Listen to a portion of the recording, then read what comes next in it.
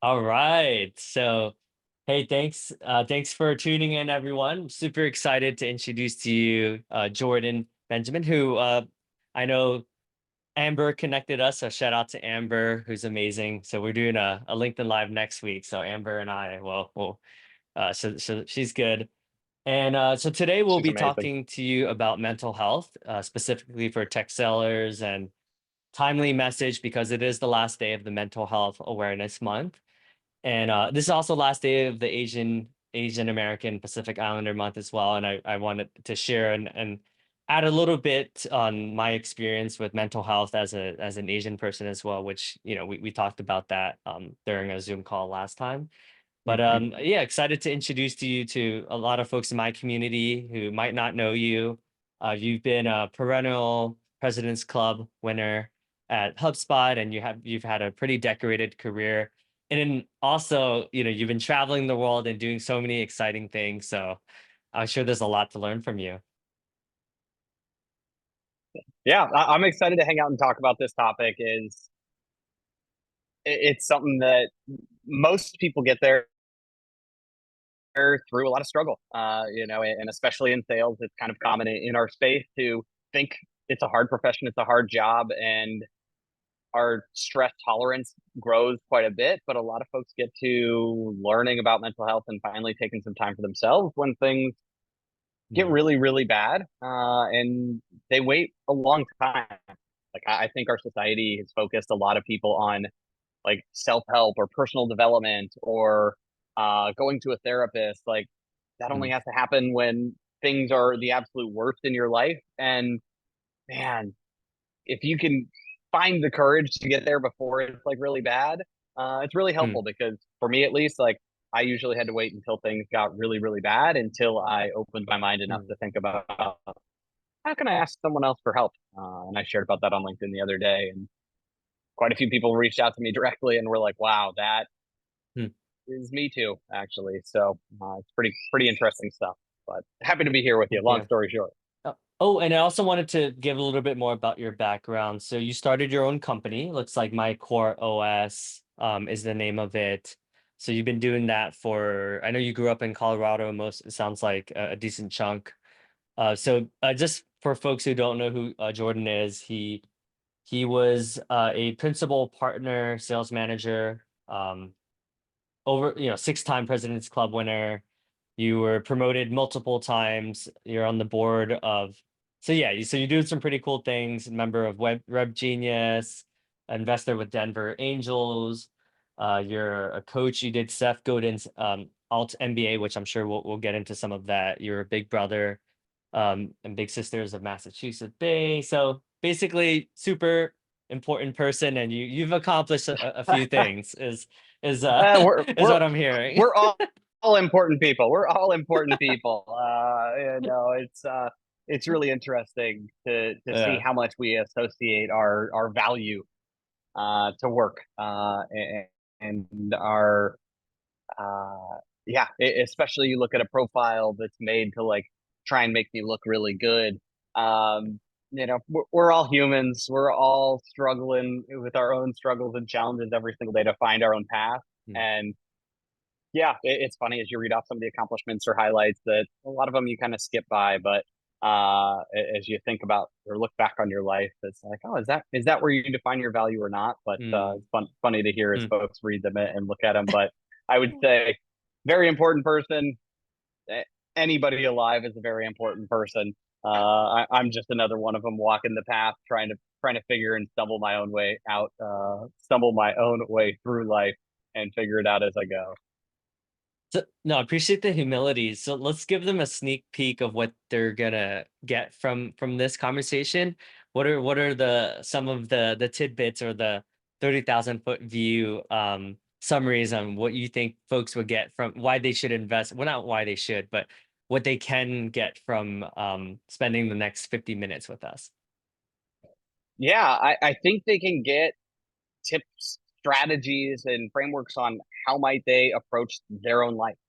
Questions that they can ask themselves. I think a lot of folks especially in sales, look for, oh, this is exactly 1, 2, 3, 4, how I should run my sales process, how I should operate in my day. And really, what I find working with folks a lot of the time is you got to make your own secret sauce. And so they'll find a lot of different ideas, a lot of different strategies that you could use to apply to your life. But really, at the end of the day, what you'll get is some ideas that you can say, hey, I want to test that and see if that makes sense for me. Because, I work with folks around neuroscience and psychology and goal setting and habit creation and development and mindfulness and all these other practices that may or may not line up for you. I think there are a lot of key fundamental things that we'll probably get into and talk about that drive almost any human being fundamentally. Um, Mm, but you may not be at the right place or the right time for them. But I think we'll talk a lot about different tools that you can have in your tool belt to pull out when the time is right. Because, mm, maybe you don't like meditation. Well, but maybe you find a point in time in your life where, like, you know what, I really need to find a way to calm down my thoughts, or I need to find a way to mm. take my stress levels down a little bit. And that's really Yeah. what I love to do with folks is help them build that tool belt out so they have different things they can use as different life events come up. And while most people usually don't take that action until it's, you know, uh, absolute critical moment or until burnout actually hits, Mm, because as anybody in sales knows, like pain drives action. um, huh. Better than the opportunity or better than the dream more often than not.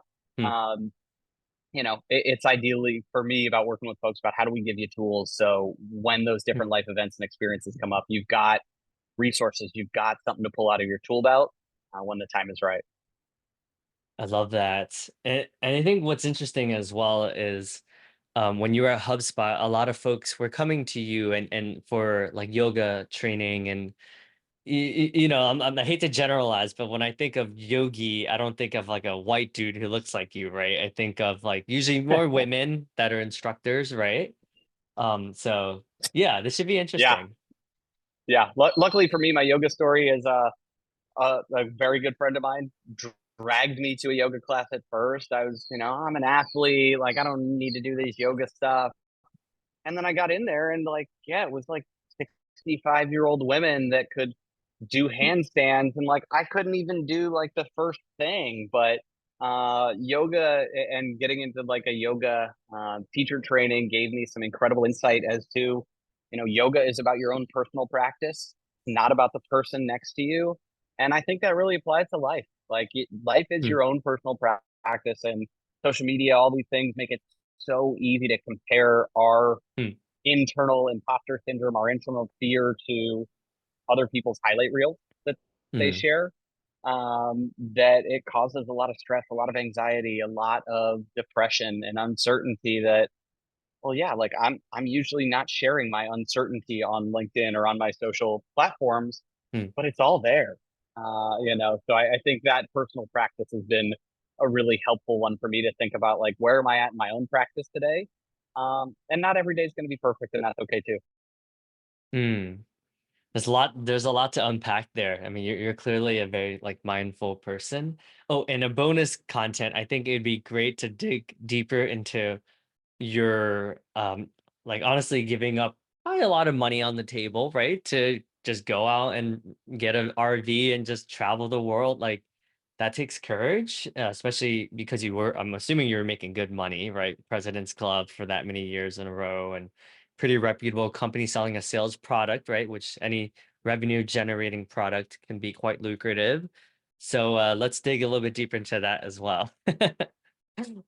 Yeah, and I'm gonna run inside because there are helicopters flying by currently, and that's probably not that great for everybody. I didn't expect the Mexican Navy to be flying by me right now. So, um, as a whole, yeah, I mean, it took a lot to give up money.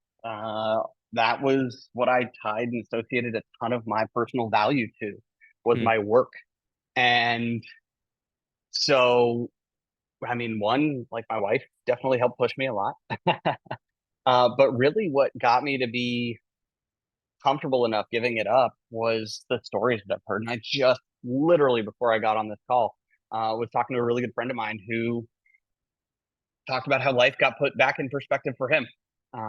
pretty quickly. The amount of folks that I talk to that work for 40 years for retirement to say, oh, well, once I retire, then I'm going to actually go live the life that I've always wanted to live.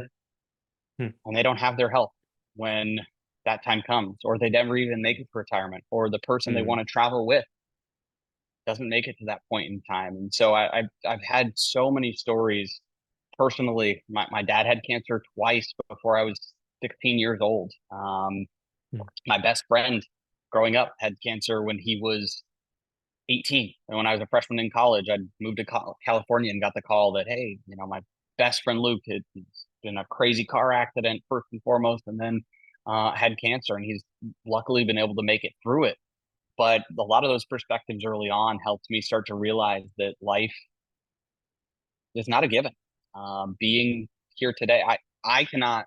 There are probably some scientists maybe that can explain like why I breathe through the middle of the night and why my heart continues to beat, Hmm. but I don't know that. And it's not a given. And so that was one of the big things for me that helped me say, hey, you know what? Let's go do something, what everyone I talked to in the work world saw as crazy. Hmm. But then, funny enough, there's this whole concept you're the average of the five people you spend the most time with. And as we started traveling, guess what? We met a lot of other travelers that were also traveling that made it seem a lot less crazy. But Hmm. your environment, the people you're around, really define how you see the world and what that looks like. And so for me, it was about taking a leap, and it was really, really, really hard to actually make that decision to give up the money, the comfort, the safety, the security that most of our values wrap around in any given day and age. Hmm. Yeah, what you're saying reminds me of yeah, I've unfortunately also had some friends that passed away from drugs slash mental health, right? I think sometimes Mm, they're correlated, right? Where and some of these guys are Asian, and they were hardworking, right? They were like the ones that were like always getting, good grades, getting to good schools, and but they've struggled, and the way they were able to cope was through alcoholism or ecstasy or drugs, or like kind of more of like those mhm. dopamine hits. And similarly, because of a lot of them passing away, I have decided to do more things like this, like actually things I care about, versus, to your point, like those presidents, getting on stage, like, at LinkedIn or all these other reputable companies, and trying to like please others, and that's what started me on this. I did like a 16-day solo road trip, and to your point, I was like, oh, one day I'll do that, right? Once I hit like my fifth president's club, I'll do that. It's like, but and then because my friends are so young that passed away, I'm like, dude, they weren't, like, I would hate to be their age and have all these regrets. So, thank you for sharing that. Yeah, no, I think the other thought that brings up for me is, and this one's more recent, that came up in the last few months is, it's so easy to see and think that like everybody has it figured out. Once you make the money, then you're going to be happy. Like people are constantly chasing success is that next thing. And one of my really good friends, more president's clubs than I had, more time at HubSpot, more money in the bank, probably, had all these things. I ended up losing his own life, taking his own life recently, and it's uh, unfortunately something that's like way more common than I'd even like to admit. And so, these types of experiences realize that like the money that people have doesn't guarantee happiness. I was in South America for the Mm, last year and a half, and the amount of people that I would talk to that would be like, "Oh, like once I make more money, like, oh, you rich Americans, like that, you've got to be so happy because you have so much money." mm, And one of the things that I would tell a lot of people is like, "Oh, I know a lot of millionaires, people with multiple millions of dollars that are depressed, that are stressed, that are anxious, that are unhappy." And people would kind of give me like the dog like turns their head to the side when they look at you, and they were confused because I think our world has this program to think that like money is the only thing that buys happiness. And, I can say that from a point where, like, yeah, my second or third year of working, I made more money than my dad did. An mm, executive director of a nonprofit of like something that I saw as a noble cause and a good mm, profession. And money is a great tool to help in some ways, but especially in mm, sales, I think so many of us are only chasing money, and that doesn't provide lasting happiness. mm, It's not what's going to actually give you contentment or fulfillment. That usually takes a lot of personal, deep inner work, and knowing that what mm, might drive you joy or what you might value today might change tomorrow, but that's okay too. But I think for me, seeing those experiences and seeing that one really recently, where man, from the outside, like they had it all. They have all mm, the things that you think would drive joy and happiness, but mm, um, apparently not. And asking for help, I think, is one of the biggest things, one of the most courageous things that people can do, whether it's a friend or a book or a therapist. Um, mm, they're such great tools, even when you don't think you need them. They're such great tools and resources to have for when mm. things do get tough as a whole. So, Uh, No, thank you for being so vulnerable and so honest. If you don't mind sharing, like, who was he for you, in terms of like the friendship? Like, what lessons did you learn from him as a human being? Were hmm. there any warning signs at all? I'm just curious.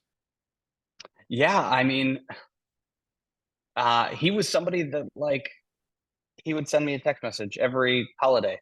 Hey JB, how you doing, man? Like, how you been? Like, what's up, brother? How's life going? Hmm, He would connect. He would reach out, and every time you'd see him, he'd give you a huge hug or would have a smile on his face. hmm, And he reminded me a lot of like these examples you see of folks that have taken their own lives, that um, kind of like the Robin Williams of the world, where it's like, hmm. wow, you look Wow. from the outside and think that these people have it all figured out. And like, wow, they make so many people laugh or feel Hmm, good or inspired. And yet there's something inside, something going on that I, I wish I could figure out or help with in some extent. But yeah, I mean, I think for me, that's where it was somebody who always showed up as a kind, compassionate, caring friend. Um, hmm, that somehow felt alone, and for me, like one of my big takeaways is uh, I had wanted to send him a text message. I'd thought a few times about sending him a text, just being like, hey, what's up? It's almost baseball season. Like it's something that we usually hmm, connect on every year. And I was like, yeah, I'll wait. I'll wait a couple weeks. I'll send that in a week or two. I'll get around to hmm, that later. And didn't send the message. And do I think that would have changed the outcome? No, like that I don't think it would have changed the outcome necessarily. Maybe would have. You never could, you never know. But the hmm, fact that I didn't send it really prompted me to say, like, hey, like when I have a friend or somebody that pops into my mind, whether I think they're struggling or not, doesn't matter. I'm just gonna shoot them a text and say, hey, dude, hmm, was just thinking of you. How you doing? And now that I've done that a few times, one of the first ones that I sent actually, the response that came back from a friend was, "Wow, dude, you have no idea how much I needed that right now." Like that was so powerful. I had no Wow. idea, but they'd been going through a divorce. They'd had all these other things going on in their life, and so, I think my big lesson from that is like one, reach out to folks when they come into your mind. Like it doesn't take any Hmm, effort, doesn't take more than 5 or 10 seconds to send out one text message, and just be like, "Hey, what's up? How wow. you been?"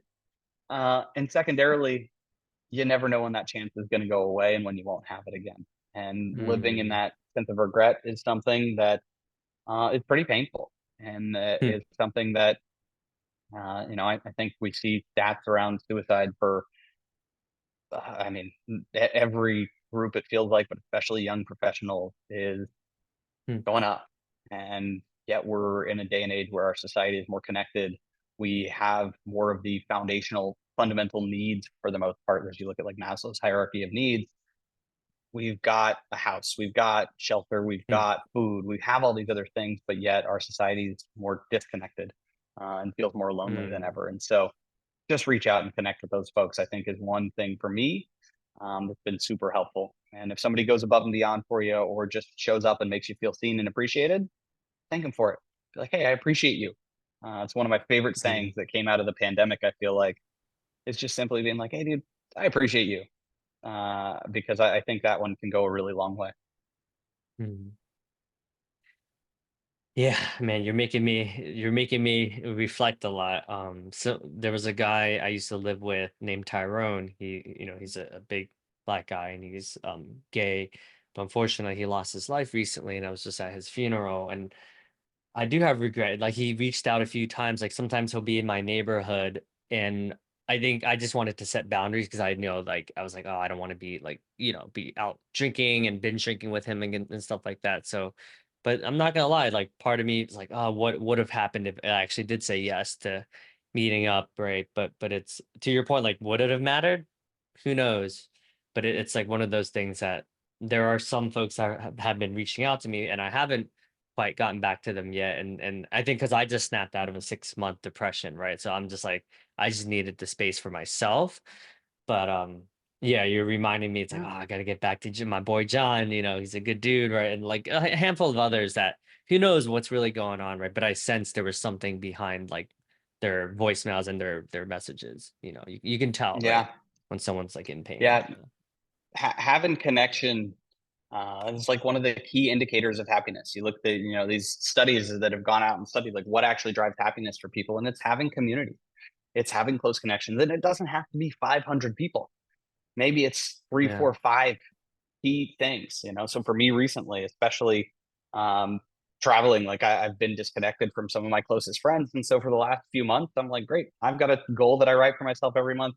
Here are the 4 or 5 people that I make sure I hop on the phone with, that I have at Mm, least some form of more in depth conversation, to make sure that like I really nurture and connect with those people mm, that are really important in my life, because it's so easy.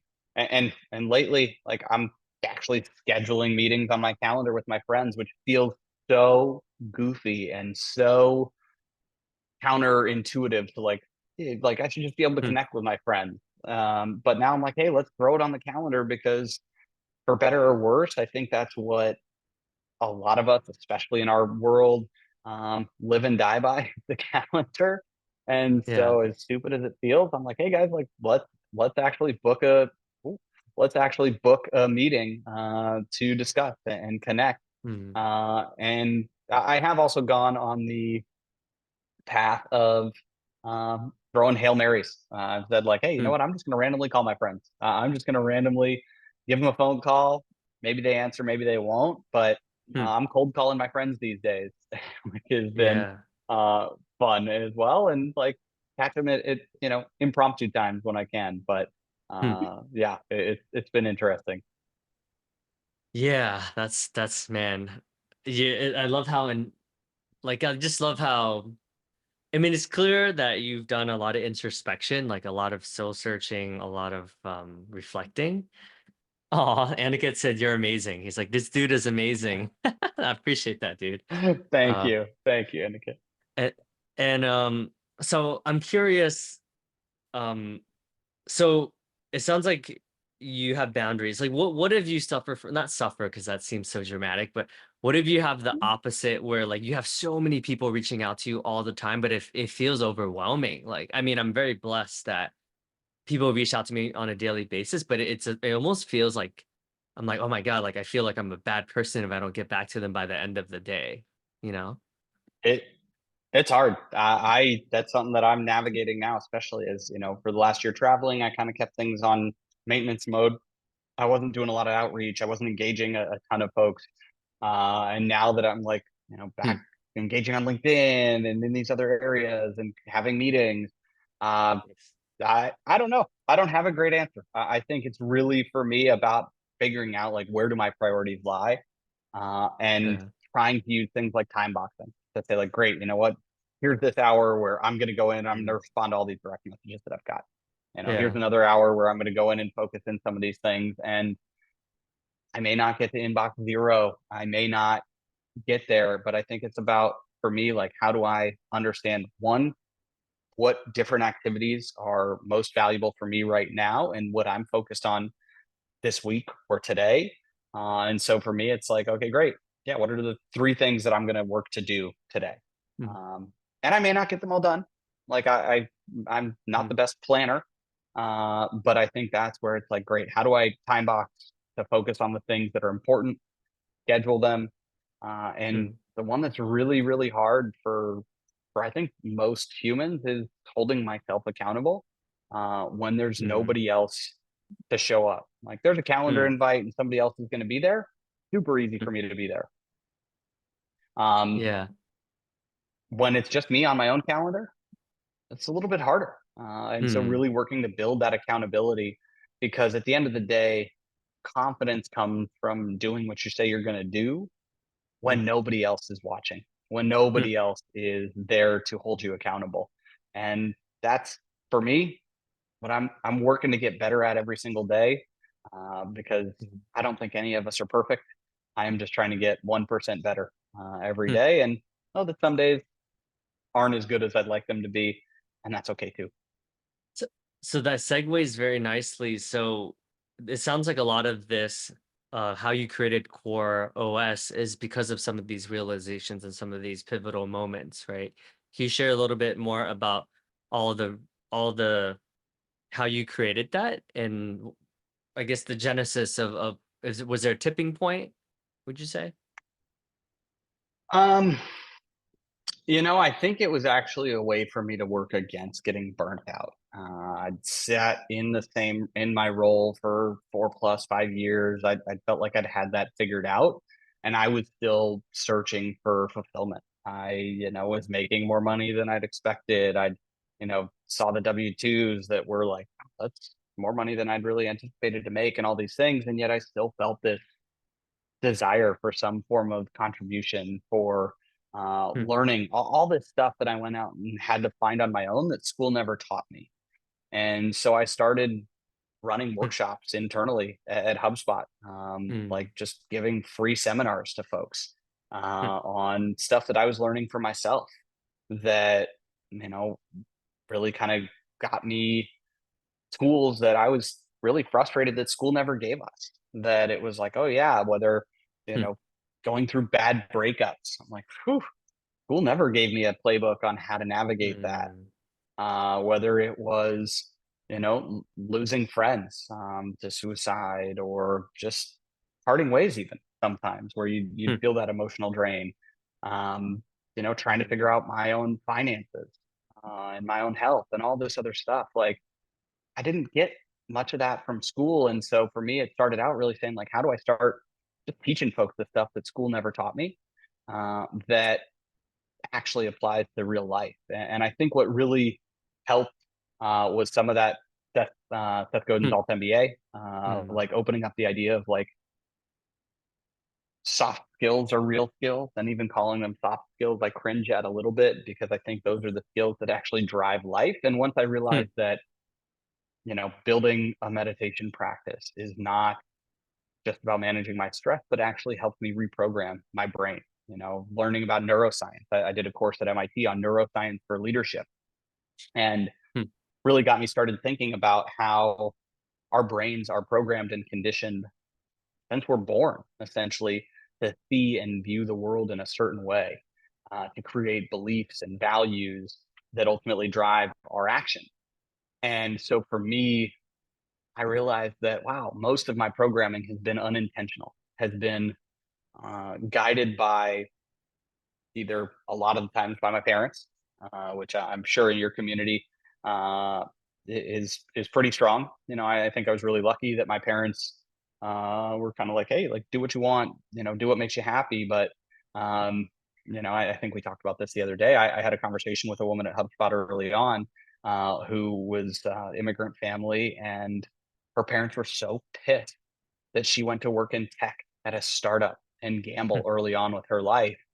They were like, "We didn't hmm, come to the United States to have you gamble. Like, you need to be a doctor or a lawyer or something that's gonna make, you know, guaranteed safe money, to help support us." And so that conversation really early on, one, helped me realize, like, there's a lot that I don't know in the world. And hmm, two, what can I do to actually take active control of programming myself? I've talked a lot with folks lately about, every action you take is a vote for the future self that you're creating. And I realized that a lot of what I was doing was not actually chasing what mattered to me or what was important, Mm, but just kind of what I thought I was supposed to be doing or what I should be doing. And so now mm, it's really about like, how do we intentionally understand who we are today, where we want to go, and creating some tools and systems to actually help us be more conscious about how we create or train our brain and create that future self. And start to try and just take some action every day, and learn from it and realize that the only path to success is through a lot of failure, even though it doesn't really look like that when you look from the outside on social media or things of the sort. mhm. Wow, very profound what you're saying. So, how does one rewire their brain to actually focus on what truly matters? Like, how does one, because to your point, I think sometimes people do it a little bit too late when it's like after like a significant instance, which in both of our cases is when a good friend has passed away, right? How do we be proactive about that? And then Aniket's question, the second portion of it is, how do you stay focused on your goals for a long period of time and not get distracted, right? Because like sometimes we do get shiny object syndrome. Oh, I have a lot of that. So I think the first piece is like, how do you do that actual training? Our actions are what program our brain. Our thoughts also program our brain. You can actually think about, I don't know, doing something really scary. I don't know. For some people, it's like you're afraid of heights, or you're thinking about going on a roller coaster, and you'll notice that your actual biochemistry changes. Your hands may get sweaty, your heart rate may elevate. And so our thoughts actually have physical power. And so understanding first and foremost, how do you understand or bring some awareness to your thoughts is, I think, the first thing that I work on with folks is building Mm, awareness. Is you talk in, whether it's AA or all these other areas, awareness is the first step. From there, you can actually start to take control and say, does that align with where I want to go or not? And when you have that guidance, you can now start to say, okay, great. Here are the actions that I need to take, or here are the thoughts that I need to have to help me take the action. And so mm, for some folks, we'll work on meditation to just sit and notice your thoughts. But really, it's usually a little bit more active for me. I think when I look at understanding yourself, it may be asking yourself some really good questions. I think that's one of the keys is being able to say, does this align with who I am and who I want to be? Is this what I want to create for my life? Do I feel and leverage that intuition? Do I feel that I'm moving in a direction that feels aligned with my future self? And so for me, it's a lot of introspection through usually questions. And then journaling is an incredible tool because it's so easy to get stuck in the head. But you actually put something down on paper, or record a voice note, or type it on your computer, or on your phone, or whatever it is, starts to help settle that noise and give you a little bit more real insight into what's actually going on there as a whole. And then there's a few more pieces, but I think on the focus side of it, um, it's really about taking active control of your environment. I get so easily distracted. Our brain has developed over 2 million years, but really in the last 10 to 50,000 years, depending upon how you look at it, has really evolved in this more kind of cognitive realm, mm, and that took thousands of years to evolve. But the way and pace that technology is changing today is so much faster than evolution has happened.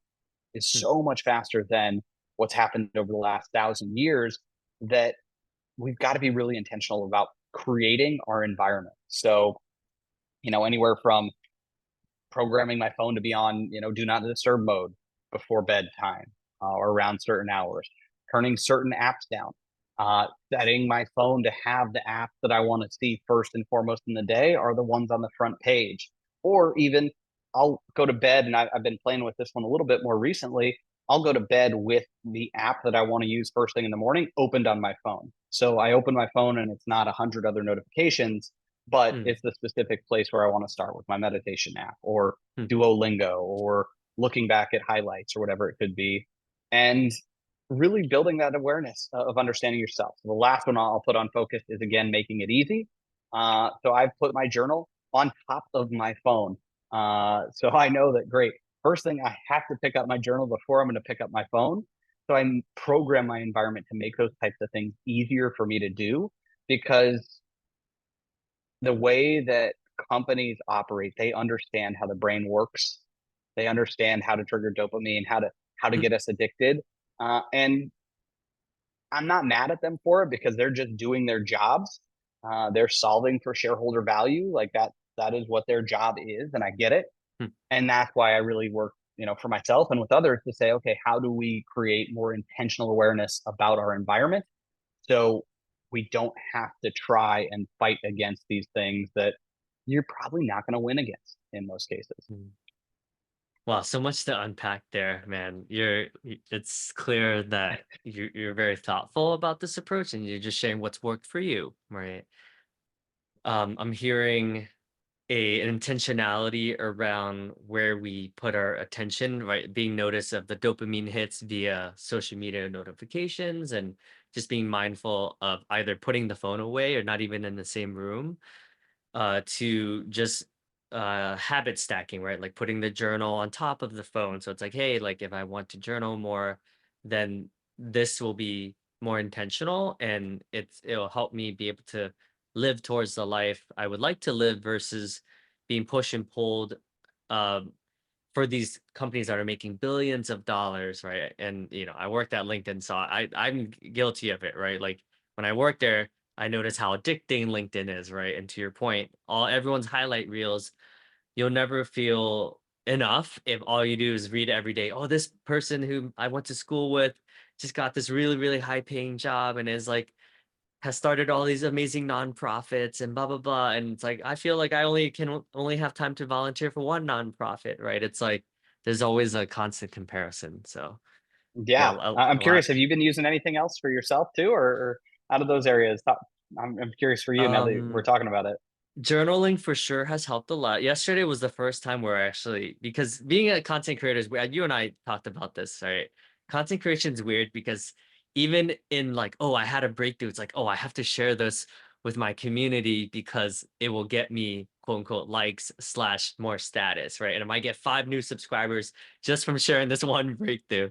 So yesterday was like the first time where I was like, okay, like let me not live stream this. Like let me actually just like write in my journal and it doesn't have Mm. like no one else has to know about it. And it was like the first time in like a year that I've done that. It's amazing. I think Yeah. it's a really tough thing to do in this environment where like, that kind of stuff gets rewarded when you share it out there, when you're open and on and like it's a really, Yeah. really interesting thing that, then I talk to folks in an older generation that are like, why do you want to spend your life watching someone else live their life? And that's an interesting question that it's fascinating how many people really engage to look and learn and live through others that I don't know. I don't totally understand the whole human psychology behind it yet, but I'm playing with it and really curious about it to learn because it's like Twitch is like such an unbelievably valuable. I remember when they got bought a bunch of years ago, and it was perplexing to me, but it's massive, and I think there's a lot of opportunity there. But that's also where what type of environment are you creating for yourself is the question that I kind of come back to of like, Mm, okay, is this something that's mm, actually lifting me up, pushing me in the good direction, or not? And that mm, answer may change tomorrow, but that's why mm. one of the questions that I like coming back to for myself.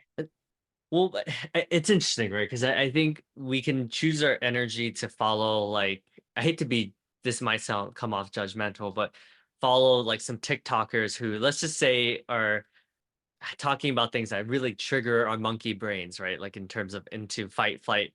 Or we could listen to folks like yourself who, I don't want to put you on a pedestal or anything, but like this is a very inspiring, this is a very thoughtful, this is a very enlightening um talk, right? So it's like same actions, but one allows me to be more introspective, be like reach out to friends I haven't spoken to in a while and share a gratitude.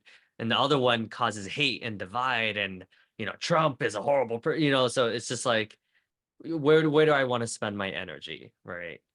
Yeah, but and most people want to spend it on the other areas. I don't know if that's actually true or if that's just what the algorithm rewards as a whole. But I do think Mm, we've seen this challenging time where even coaching that I get from folks like, oh, how do I get more engagement with my content? Is like you've got to take a more polarizing stance, and you've got to get to a point where like more people disagree with you, and mm, you've got to be more. Uh, firm in your beliefs and all these things mhm, that is like I don't know if that I just wonder if the algorithms are going to push us and promote us to mm, move as better, happier whole humans, or if they're there to create more division, more tension, more frustration, because it sure seems like what's happening today. mm, But I really like the work from Tristan Harris, who was early at Google. And I went to a conference many times called Wisdom 2.0 that talked about how you blend some of these wisdom traditions with technology, and had leaders. mm, Tony Hsieh from Zappos, Jeff Weiner was there from LinkedIn many mm, times. A lot of people, Google, some of the most successful people out there in the world. Um, and Tristan talked a lot about, how do you what would happen if Google solved Gmail to be more focused on less time spent on site? mm, What would it happen if companies actually intentionally designed their product to help people do things faster, more efficiently? Like, hey, like, yeah, we want to have you on Facebook to find the like 10 or 15 things that like are going to be most important to you, and then hope you leave. How would our world be so much more different? And so mm, I've really liked some of his thoughts on just that experiment to mentally go through like, oh yeah, like just because Gmail or Facebook or LinkedIn operates the way that it does today doesn't necessarily mean mm, it's in alignment with you building the best version of you mm, as a whole. So it's an interesting one to think about and start building awareness of mm. your environment and what you're creating. I love you. I love how you mentioned Tony Hsieh. He was actually one of my idol, probably my biggest idol if I could choose one person. So that was a really big hit. But I think he is probably the perfect example of like the Asian like mentality, good, like, but way far off, in terms of he felt like he needed to fit in, and he needed to be validated by all of the success, right? In his heart, obviously he's created so much for tech culture, but he's an example of like when he died, like I really was like really sad because I just really looked up to the guy and what he stood for. um, yeah, and I hate to think that there, yeah, but I do feel like that's like a really good example of the Asian mentality going a little bit too far, if that makes sense. No, I think it makes a ton of sense. Obviously, that's not the culture that I was raised in, but the amount of times that I've had friends or talked to or heard and listened about the pressure on performance that comes from these deep familial ties. Mm, I just I can't imagine how tough that would be, and how hard it is to then chart your own path. The amount of folks I even met in South America that are working to send money back home, that are mm, working, that even have successful families and parents, but they're, working to say, yeah, I've got to send money back to Venezuela or back to Cuba or wherever it might be, mm. is really, really tough. And Yeah, yeah. I don't know what the right answers are for folks, but I think for me, what I've found with a lot of clients that I work with and some other folks is finding your ways to celebrate your own small victories. It like success doesn't just come at the end of a month or the end of a year or the end of a life.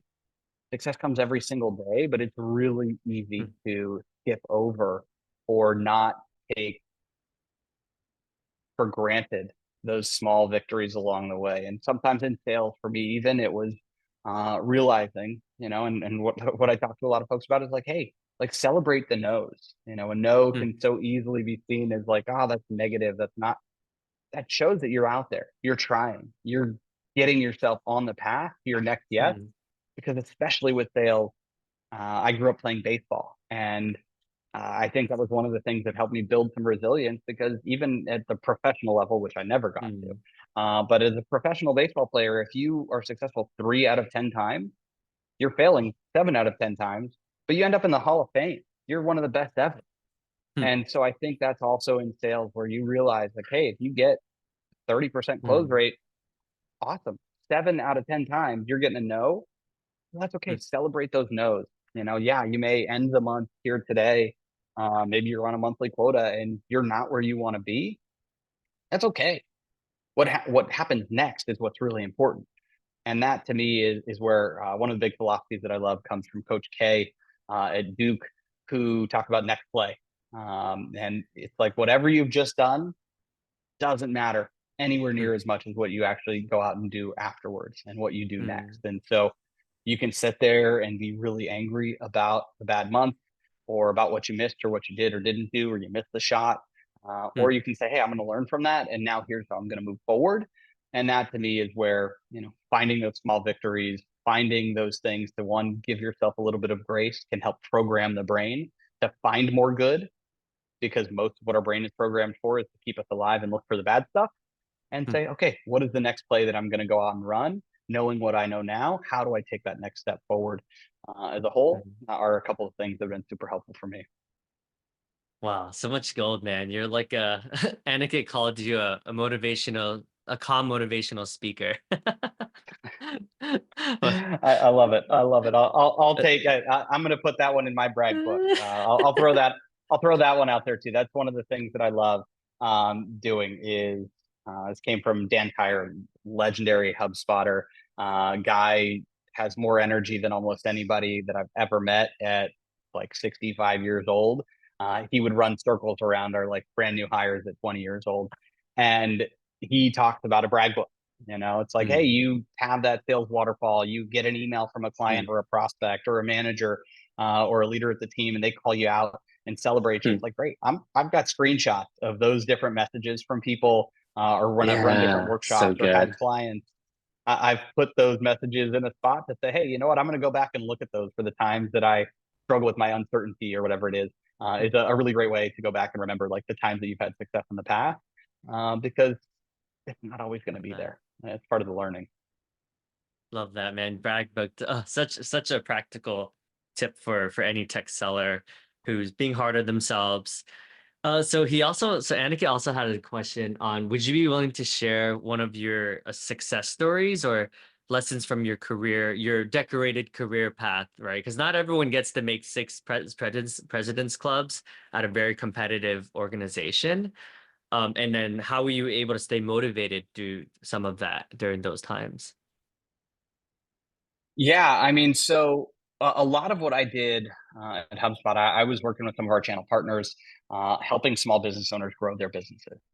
And so for me, as much as I focused sometimes on my own metrics, but what really helped more so than anything was focusing on others. It's focusing on the impact that I was making and being insanely curious.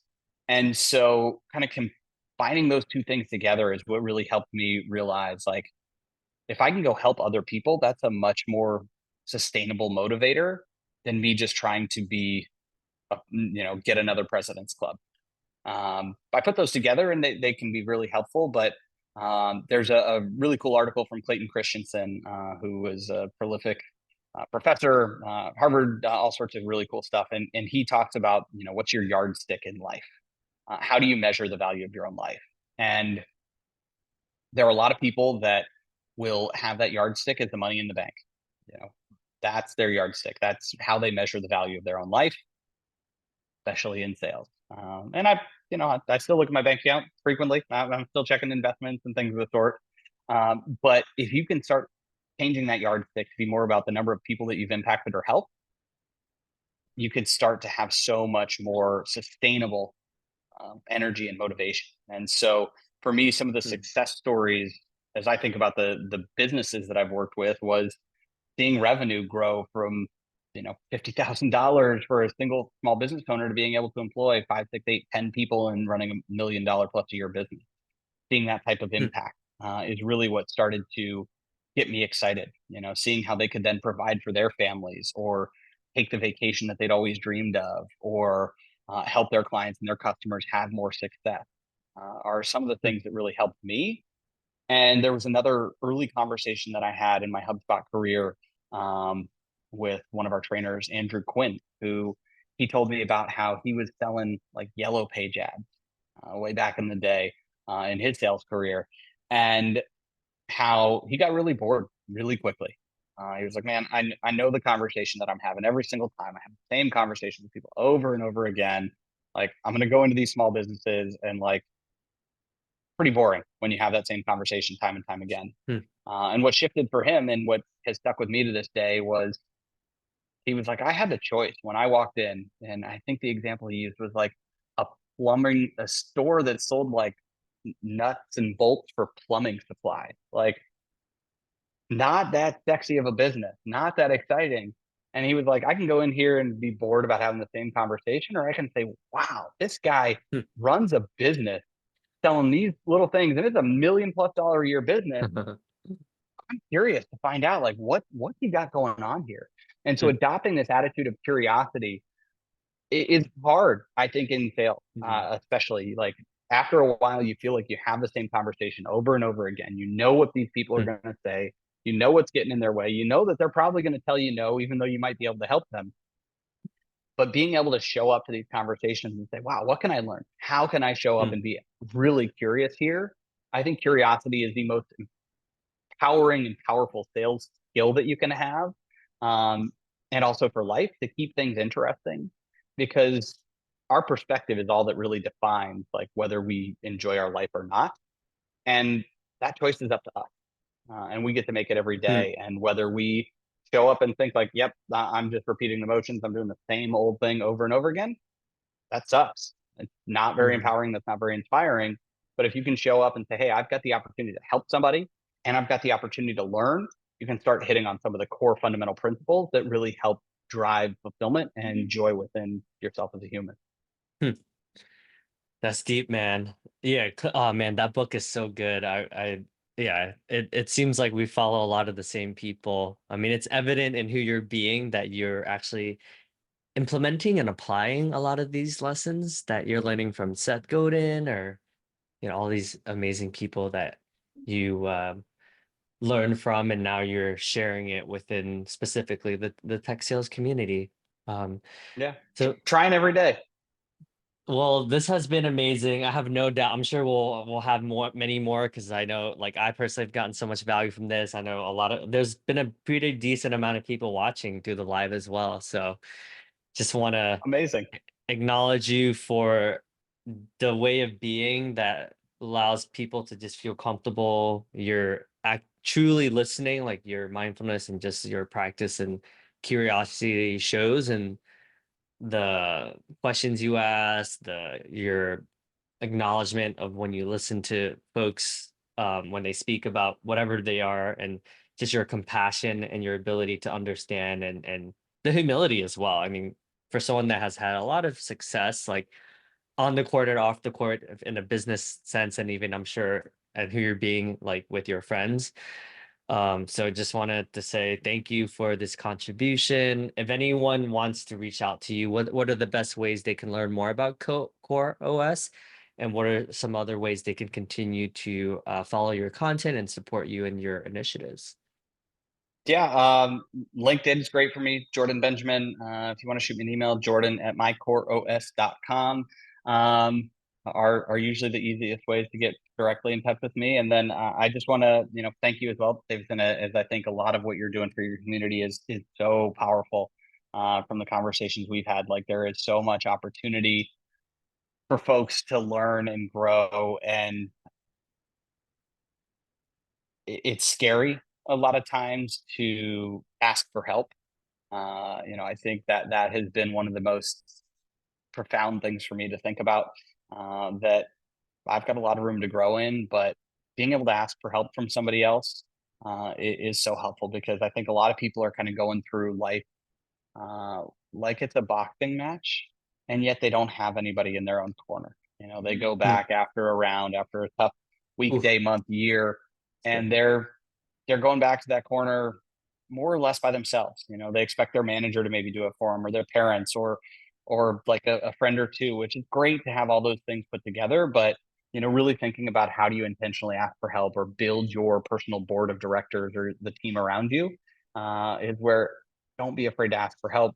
Don't be afraid to reach out because there are so many folks like yourself that are doing great work helping other people intentionally create that best version of themselves that school didn't teach you most anything you needed to get in that direction. So I just want Mm, to applaud you as well for putting yourself out there, putting the time and effort mm, in because it's desperately needed.